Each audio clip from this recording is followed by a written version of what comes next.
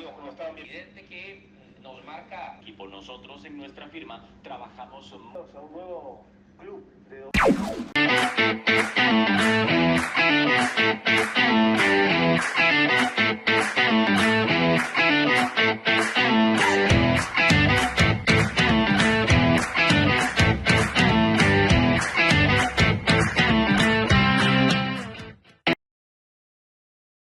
Hola, ¿qué tal? Bienvenidos a Plan de Juego. Gracias por estar acá, por acompañarme en mi canal de YouTube y por supuesto por Canal 8 Multimedios. Estoy todos los martes y jueves a las 12:15 mediodía. El tema de hoy nace de una repercusión directa de lo que hace la SEL en Copa América, que es el inminente traspaso del central Jaylan Mitchell al Feyenoord de la primera división de Países Bajos. No es el primer tico que salta a Países Bajos. La lista es relativamente amplia. Recordamos a Brian Ruiz, recordamos a Froilán Ledesma, recordamos a Manfred Ugalde, al propio Douglas Sequeira, jugadores que ya estuvieron en equipos de Países Bajos, incluso al guardapalos Esteban Alvarado, que después de la Copa del Mundo Sub-20 de Egipto pudo saltar a la Liga de Países Bajos. Sin embargo, el contexto de Mitchell tiene particularidades y diferenciadores con relación a sus antecesores, empezando por el hecho del poquísimo tiempo que tenía de resaltar en selección antes de que se produjera este salto. Lo de Mitchell fue eliminatoria mundialista, Copa América y al fútbol internacional. Es decir, un salto trepidante a la velocidad de la luz que marca justamente una excelente vitrina, como eso sí, también pasó con sus otros colegas, ¿verdad? Es decir, Brian tuvo una gran vitrina en Bélgica antes de ir a Países Bajos, Esteban Alvarado, el Mundial Juvenil, el jugador Douglas Sequeira, un Mundial Juvenil, Froilán Ledesma, una Copa Dallas, en donde resaltó y justamente enfrentó al Ajax en aquel torneo internacional de nivel menor. Siempre todo viene precedido por un torneo internacional importante. Ahora, lo de Mitchell al Feyenoord, además de ser marcado por la enorme trascendencia del alto precio de la transferencia, porque mueve cerca de 2,5 millones de euros, también lleva un camino súper llamativo, una línea de tiempo marcada que nos permite descifrar los pasos que tuvo que dar el muchacho para que se diera esto y que por más trompicones que hubo, siempre tuvo pequeños o grandes mentores en el camino que le han permitido cruzar definitivamente el charco al viejo continente. El Feyenoord, reconocido por ser uno de los equipos más importantes de Países Bajos, junto al Ajax y el PSV, los clubes de más afición de este país, ha ganado 2 Europa League, tiene 16 ligas en la Eredivisie de Países Bajos. Hay un dilema porque, aunque muchos creen que el equipo con más afición de Países Bajos es el Ajax, en cantidad de afición el Feyenoord siempre ha peleado que ellos son los número uno en seguidores. De hecho, tienen una barra extremadamente intensa que vive el fútbol de una manera muy particular. Es un club que pertenece a la zona de Rotterdam, la segunda ciudad más grande de Países Bajos después de Ámsterdam, cerca de 616.000 habitantes. Es una zona con costa, el centro de la capital de Rotterdam queda a 30 kilómetros de la costa y ahí es donde estará instalado el jugador Jaylan Mitchell, que con 19 años y luego de catapultarse en la Copa América logra que se cierre este acuerdo.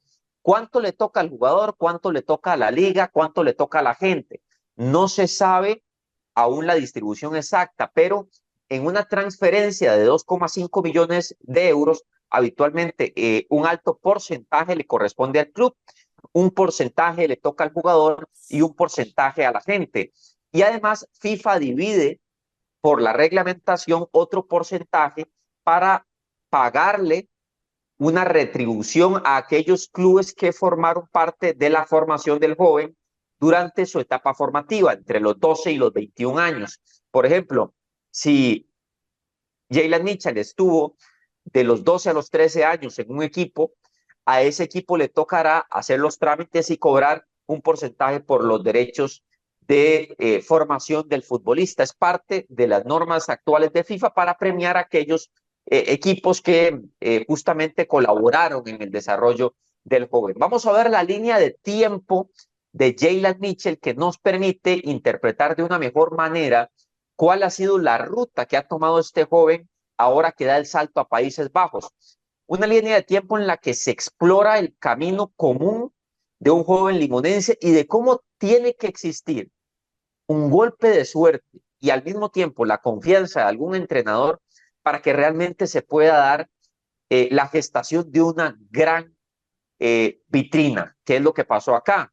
Yo digo que acá marcaron su camino Luis Fallas, técnico nacional, Alexandre Guimaraes y por supuesto Gustavo Alfaro, pero ya se los voy a explicar por qué y de qué modo cada técnico marcó el camino de este prospecto de 1,88 de estatura y que tiene la particularidad de que jugaba dos deportes, fútbol y baloncesto, una ruta que también caracterizó a Paulo Wanchope, que se había ido becado a Estados Unidos como jugador de baloncesto antes de luego dedicar su vida al fútbol profesional, o del propio Alexandre Guimaraes, que antes de jugar fútbol también era jugador de baloncesto. Pero bueno, empezamos diciendo que en la línea de tiempo de Jaylan Mitchell, todo comienza cuando llega a las fuerzas básicas de Limón y es visto por Ricardo Allen. Allen era el asistente de Luis Fernando Fallas, en aquel momento técnico del primer equipo limonense.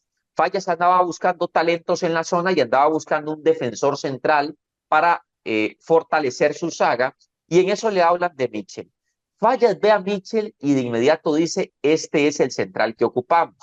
Era un jugador muy atlético y tenía ciertas características poco comunes entre los centrales que él observaba en el país en general. Por ejemplo, un central de 1,88 con una capacidad para buscar las líneas de pase que no es cualquier central el que las tiene, un central muy agresivo en la marca, que perdía pocos duelos individuales, un central además con un atrevimiento en el juego y un carácter que le permitía desempeñarse casi de la misma manera en un entrenamiento que en un partido. No se inmutaba Jaylan Mitchell. Lo ve Fallas y básicamente lo que hace es subirlo al primer equipo, pero a los pocos días a Fallas lo destituyen del equipo de Limón.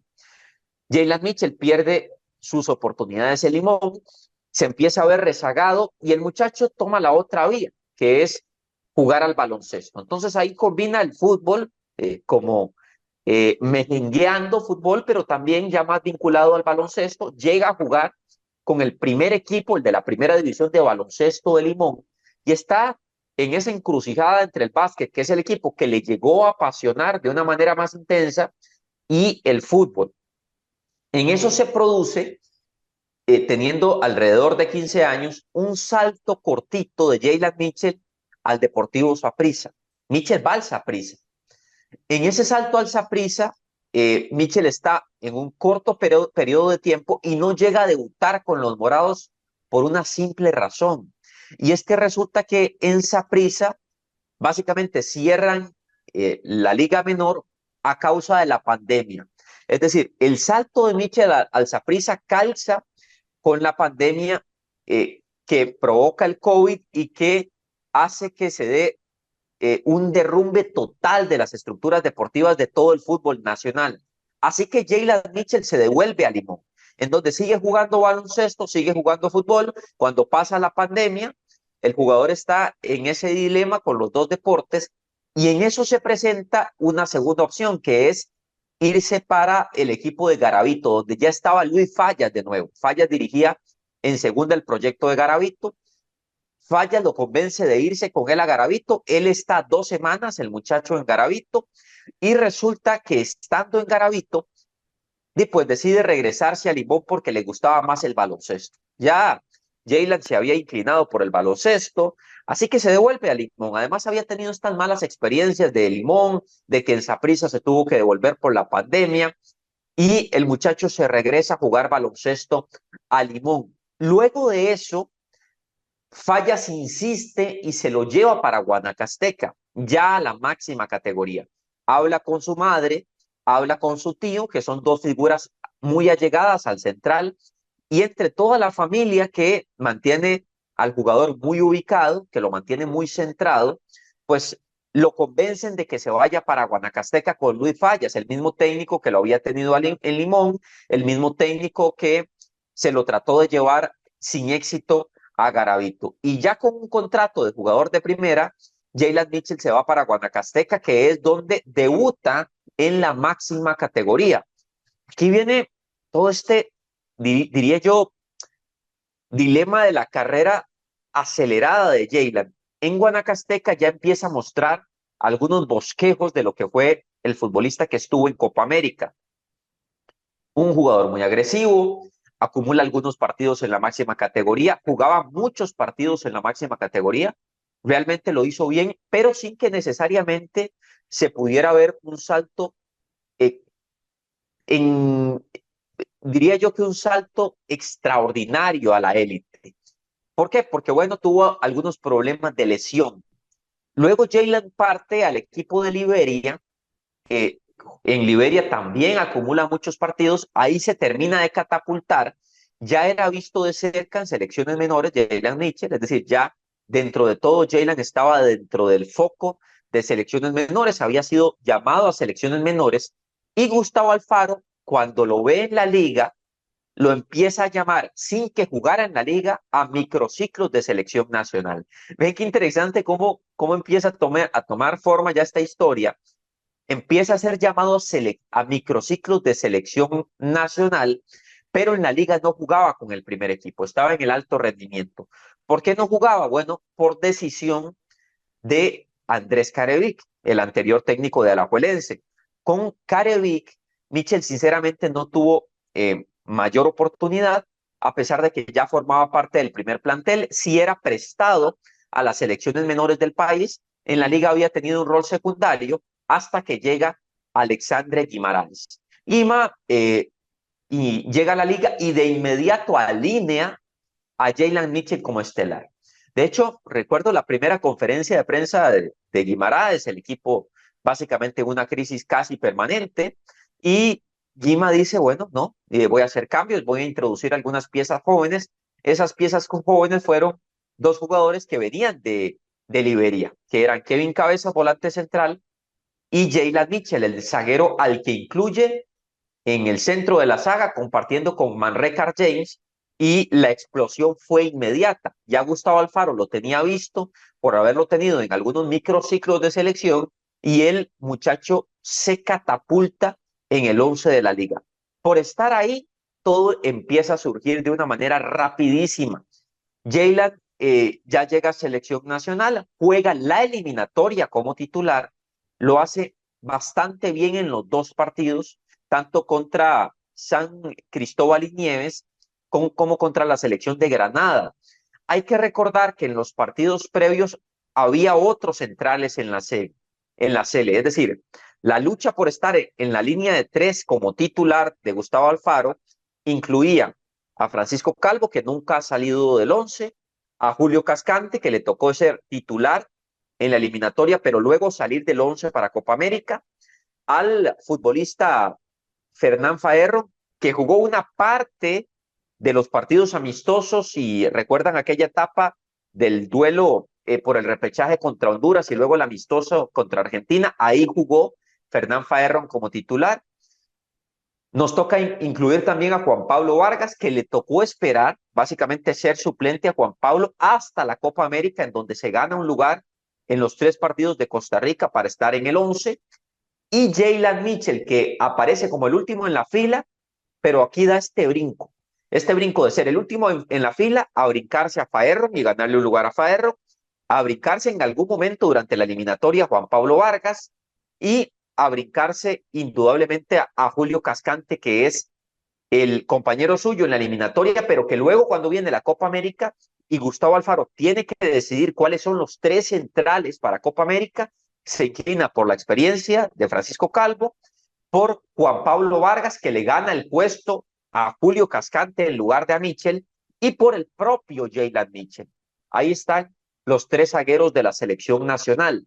al ver las imágenes de Mitchell en la Copa América, el primer partido marca demasiado. Y aquí voy a entrar al detalle del Feyenoord, al detalle de este equipo enorme en Europa, pero ahí es donde empiezan las llamadas. Nos contaba el compañero Maynor Solano en el programa Fútbol al Día que la liga empieza a recibir llamadas de diferentes equipos de Europa. Luego Kurt Morsik confirma unos días más tarde, ya a las puertas de enfrentar a Paraguay por la Copa América, que había pretendientes directos de diferentes mercados. Y quiero aquí hacer una mezcla de factores. A Kurt Morsik, que es el agente de Mitchell, lo llaman de Bélgica, lo llaman de otras ligas de Europa y lo llaman de Países Bajos, el proyecto clarito del Feyenoord. A Paulo Wanchope, que estaba en Estados Unidos comentando partidos con una cadena internacional, también lo llaman para conocer de la situación de Jaylan Mitchell. Ahí es básicamente a Paulo para pedirle referencias sobre Jaylan. Nos dijo Paulo Wanchope en vivo en Fútbol al Día que si fuera por él, él consideraba que el destino que más le convenía a Jaylan es la Premier League. Es decir, que él veía que Jaylan tenía todas las condiciones para saltar a la Premier League. Pero, al final de cuentas, el salto que se produce es a una liga de nivel intermedia, que es Países Bajos, porque las top son Inglaterra, España, Alemania y en un cuarto peldaño la Serie A de Italia, y ya luego vienen las demás, Países Bajos, Portugal, que también son buenas ligas. Entonces, Pablo Wanchope decía, le alcanza para Inglaterra, pero su agente Morsik, en evaluación con su familia, deciden que por la experiencia de otros jugadores que han saltado a Países Bajos, especialmente el último caso de Manfred Ugalde, esta liga era muy conveniente para el crecimiento de Mitchell. ¿Por qué? Bueno, porque el muchacho al ser tan joven y al ser un central que tendrá un proceso de adaptación, en Países Bajos iban a probablemente tenerle más paciencia, recordando que este es un torneo que se caracteriza por ser un certamen trampolín. En Países Bajos lo que se quiere es desarrollar al joven, sacar todo su potencial, exprimir su calidad y luego que pueda saltar al fútbol internacional. Con una particularidad, Gustavo Alfaro no es que él decide a qué ligas van los jóvenes, pero sí le preguntan a él para saber si esas ligas tienen cabida dentro del proyecto de selección. Porque, por ejemplo, si un joven se va a Vietnam, si se va a la Liga de Malasia, para dar dos ejemplos, probablemente pueda generar mucho dinero, pero ya no contaría para el seleccionador, que anda buscando jugadores de cierto nivel que puedan someterse a una exigencia mayúscula de manera en que luego esto favorezca directamente a la selección nacional. Y resulta que Mitchell pues recibe el visto bueno de Gustavo Alfaro para poder pues saltar a Países Bajos y cómo no. Es una liga perfecta para la edad que tiene el futbolista, por 4 años, un contrato muy bueno, una ciudad muy buena para el desarrollo de un joven. Y aquí vienen pasos interesantes de ahora en adelante. El paso, me parece clave, es saber quiénes acompañarán a Jaylan Mitchell en este proceso, además de su representante.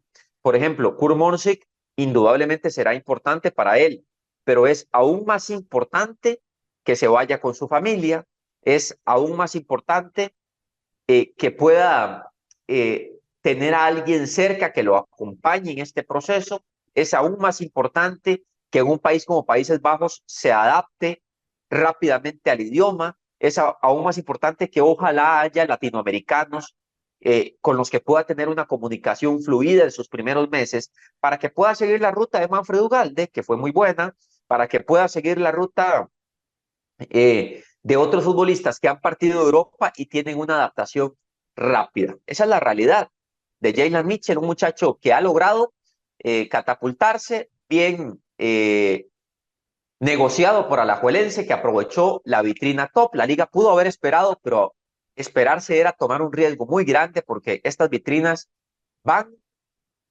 y se van.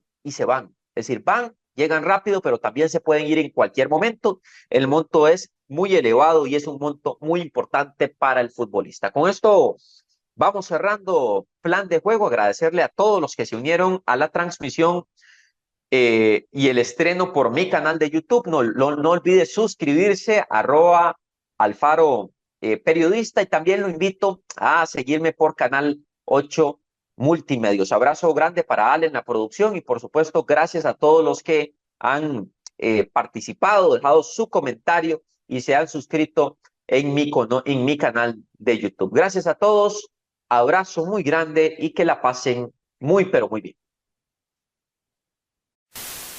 Buenos días, amigas, amigos, ¿cómo están? Evidente que nos marca equipo. Nosotros en nuestra firma trabajamos a un nuevo club de